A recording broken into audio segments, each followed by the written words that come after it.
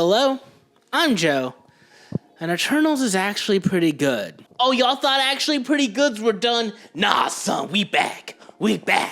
So, it's safe to say Phase 4 and 5 of the Marvel Cinematic Universe have failed to live up to the heights we've seen it capable of. While the first three phases had a few misses, the recent output of the MCU has leaned more towards miss than hit. Sure, there's been heaters like WandaVision, Loki, Shang-Chi, Wakanda Forever, and Guardians 3, but a lot has felt uncharacteristically flat. There's a lot of stories that feel like they exist just for the sake of existing. It's unclear how many of these stories are important to the larger meta-narrative that's building to whatever Avengers 5 and 6 are supposed to be, and that would be fine if they were dope pieces of art in their own right.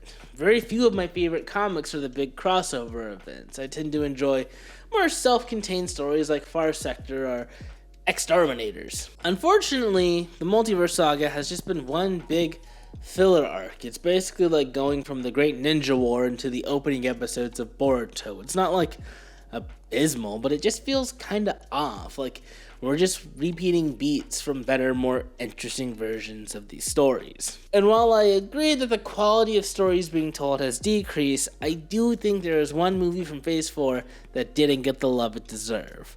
I'm speaking, of course, about Chloe Zhao's Eternals. Released in 2021, Eternals was met with a mixed reaction, in some instances outright rejection from a certain segment of fandom, which I didn't really understand. It's not a perfect movie, but there have been worse superhero movies. Heck, there have been worse superhero movies in the MCU up to that point. Y'all know which one I'm talking about. One of the biggest criticisms I have for Eternals is that it really should have been a TV show. I think Phase 4 was fascinating in that quite a few of the shows would have probably worked better as movies. Honestly, if we got a cool 2-hour Moon Knight movie and an Eternal show took its place, that probably would have made more sense. Because straight up, this movie is sprawling. Let me break it down for you. We got 10 protagonists, 2 antagonistic factions, introducing the concepts of Celestials, Deviants, Eternals, vaguely setting up the Ebony Blade, and on top of that, they try and tell a meaningful, character-driven story about the emotional and moral consequences of the missions the Eternals were genetically designed to execute. It's doing a lot within its 2-hour and 30-minute runtime. This crowded narrative is largely why the movie has one of the weakest Marvel villains in the Prime Deviant. The Deviants are a core part of the Eternals' purpose, so it'd be weird to not have them, but they can't help but feel like side pieces to the main conflict of the film. That being said, I still think Eternals has a lot going for it through its production design, cinematography, the visualization of the Eternals' powers, and the unusual level of thoughtfulness and severity in how it addresses its core conflict. As the MCU has grown, there's been more and more reliance on entirely CGI sets, either through blue screens or volumetric filmmaking, and to some degree, I get it. These are characters whose whole MO is defying the known laws of physics, but I'm all about practical sets. Unless you command the technical wizardry of James Cameron, practical sets simply do a better job of getting you to believe in the illusion. The best way to showcase this difference is to watch something like Dune or Barbie, and then follow it up with the scene from the Quantum Realm in Ant-Man and the Wasp: Quantumania. See how much the believability shifts? The use of practical sets and location shooting in Eternals gives it a visual texture largely missing from many superhero movies these days. Even the design of the Celestials has this rustic, carefully sculpted aesthetic. While it does have its digital sets for things like space and the World Forge, it largely uses practical locations for most of the big set-piece moments. This gives the action a sense of weight and tangibleness that's often missing once the superpowered hands begin to be thrown. And that superpowered hand throwing often looks cool as heck. I ain't gonna hold y'all. In my opinion, Eternals has the best live action depiction of a speedster. Cooler than both Quicksilver's and better than both Flash's. Makari squaring up with Icarus in the climatic showdown honestly gives me hope that, hey, maybe we will find a way to translate anime action to live action. I mean, Michael B. Jordan's already getting cooking on the Creed movies, so we might be close, y'all. From Icarus' flight and I-beams, Phasta's basically doing hard light engineering, and Cersei's mass manipulation, there's always something interesting to look at. Also, the movie takes its conflict surprisingly seriously. While it doesn't reach the dizzying highs of the Black Panther or Guardians movies, it does aim for a similar level of emotional depth. The primary conflict of the Eternals is that the team finds out their mission was not to protect humanity, but to ensure that it reaches a certain level so that life can be harvested to fuel the birth of a new celestial. The birth of a celestial means that while Earth will die, thousands of planets capable of generating new life will be born in its wake. The Eternals cannot defy the Celestials. It is written into their genetic design. But after spending a millennia on Earth, they developed a fondness and love for humanity. They're all torn between their duty to the Celestials and their love for humanity. It's truly wild watching a modern Marvel movie where the characters aren't just quipping all over the place, but are grappling with the weight of their decisions. While Kumail Nanjiani's Kingo has a more comedic arc, he winds up having an interesting moral journey.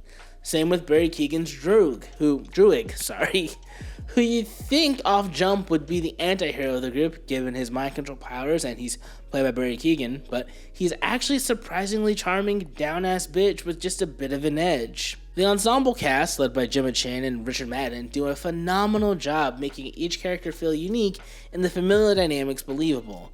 Sprite's whole journey is just... damn, son. You don't necessarily agree with her choice at the end, but you completely understand where she's coming from. And this spectacle and emotional strife is brought to life with Ben Davis's fantastic cinematography. While Davis previously shot Guardians, Doctor Strange, Age of Ultron, and Captain Marvel, his Eternals work owes more to his work on films like Banshees of Inisherin than his previous Marvel collabs. The use of natural light gives quite a few scenes an ethereal warmth. The shots on Ajax Farm have an appropriately pastoral feel to them. I'm truly a snob when it comes to visuals. I have a strong distaste for the way heavy green screen usage has flattened colored grading, depth, and camera movement in so many of these types of productions. I have a soft spot for Eternals because it looks like a proper movie, not a series of cutscenes hastily rendered after yet another batch of reshoots. It's clearly operating from a specific vision, and my opinion of it has grown by virtue of what we've seen from Phase 4 and 5 since. No Way Home got the nostalgia pop, but it was visually fat, narrative busy, and the emotional beats just kinda rang hollow for me. Multiverse of Madness came alive when Raimi was in his bag, but it also was just kind of much ado about nothing at the end of it. And I mean, we all saw Thor Love and Thunder. It did have some solid gags, but boy, that plot was messy and the visuals were not it. And quite honestly, that's been a solid critique for the majority of the last 2 years of Marvel. Messy plotting, lackluster visuals, really getting by on nostalgia and fan service. Eternals had a busy narrative, sure, but it actually engaged with some interesting themes and character work in a way so much of the current MCU doesn't. It's crafted with truly breathtaking visuals, on par with some of the best in the MCU. Also, it introduced some new and cool threats to the MCU with the Celestials.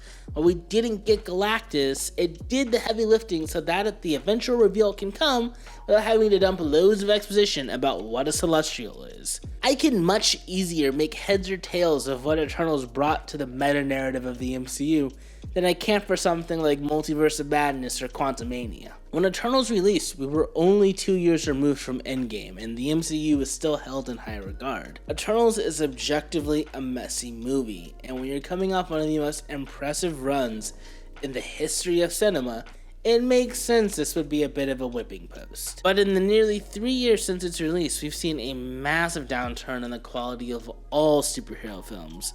Be it Marvel, DC, or Sony, it seems like they forgot that simply throwing a superhero on the poster isn't enough. You gotta, tell an interesting story with some interesting visuals. And while Eternals had its flaws, it is visually stunning and interesting in ways that are very unusual for the superhero genre. It's not perfect by any means, and it's not a top 10 superhero movie, but it is a fun, wholly unique film within the modern superhero landscape that I really think is worth rewatching. So that does it for me.